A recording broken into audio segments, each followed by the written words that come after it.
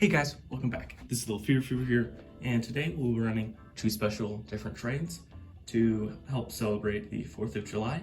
And our first train here will be one piece of each American railroad that I get to represent.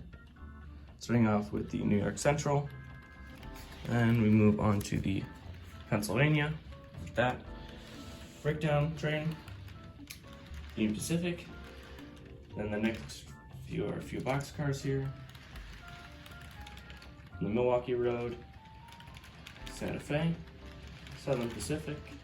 Then we're moving on to some hoppers here with Grand Trunk, Rock Island, Missouri St. Louis, then the Southern Flatbed, and Burlington Northern Boxcar. The Alaska Boost is fictional, but I thought I'd put it on just to tie it out a little bit. On the inner line here, we'll have some of the more famous American companies, or maybe not famous anymore, but they used to be. This is just a transfer car to change the couplings.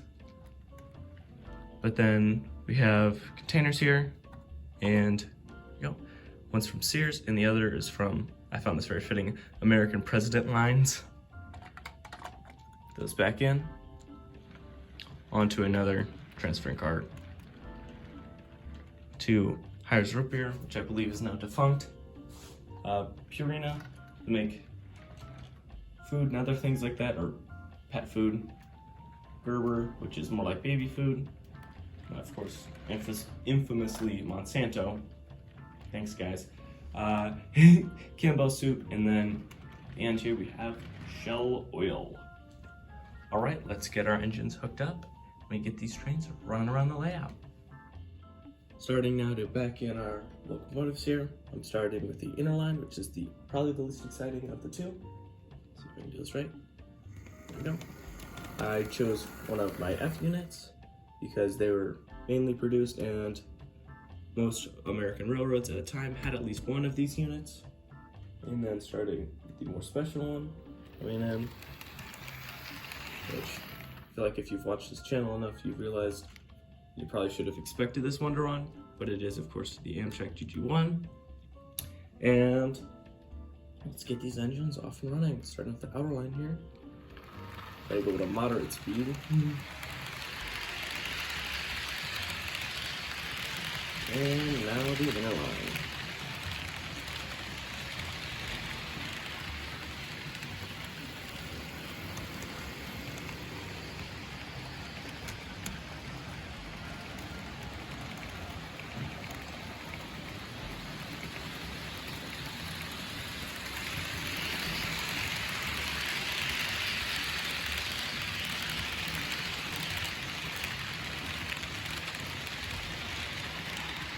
For this video, I did decide to put just a little, not really little, but a flag in one of the cracks in the styrofoam that I have. And according to proper US law, it is not actually touching the ground down here. It is just about a centimeter up or so.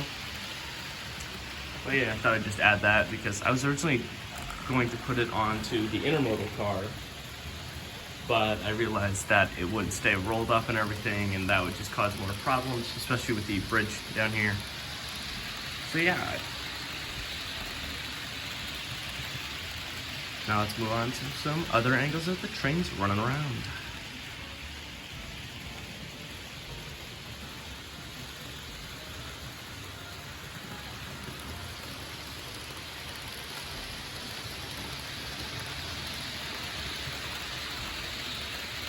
Just to show the scale of the flag that was over there on top of the hilltop, do have a similar sized one, and just setting it over, it does cover up both main lines, so it does actually hide both trains.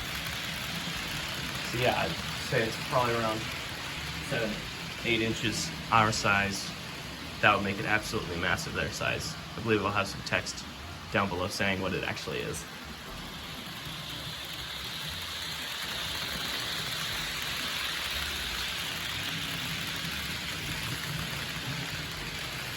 All right, now let's try to see if we can get these trains to stop at the pseudo stationary in front of us.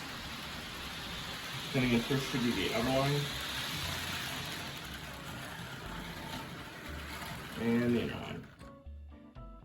And maybe it's just out of shot here, but I'm slide it in front of you.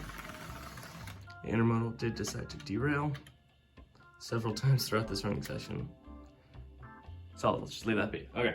I'd like to thank you guys so much for watching this special 4th of July video. I hope all of you have a fun time over this holiday time. And I hope you see all your family. Well, or for the rest of you, I guess, that are not inside the US, this will be a little bit more of an awkward video. But I'd like to thank you guys so much for watching again.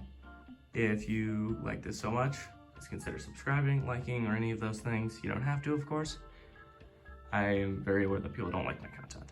But I have had so much fun with this channel, and really glad that we're at, what, about 58 subscribers at the time. I try not to keep track of that too much and absorb me, but I think there should be a little after snippet after this part. So, bye-bye.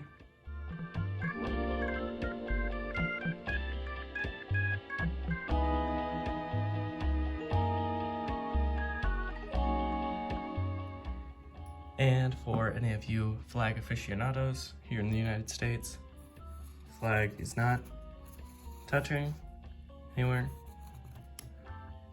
It's very hard to see on the white background, but I know and believe it's the Constitution or another important declaration or document.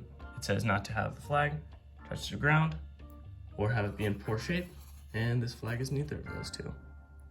All right, bye-bye for real now.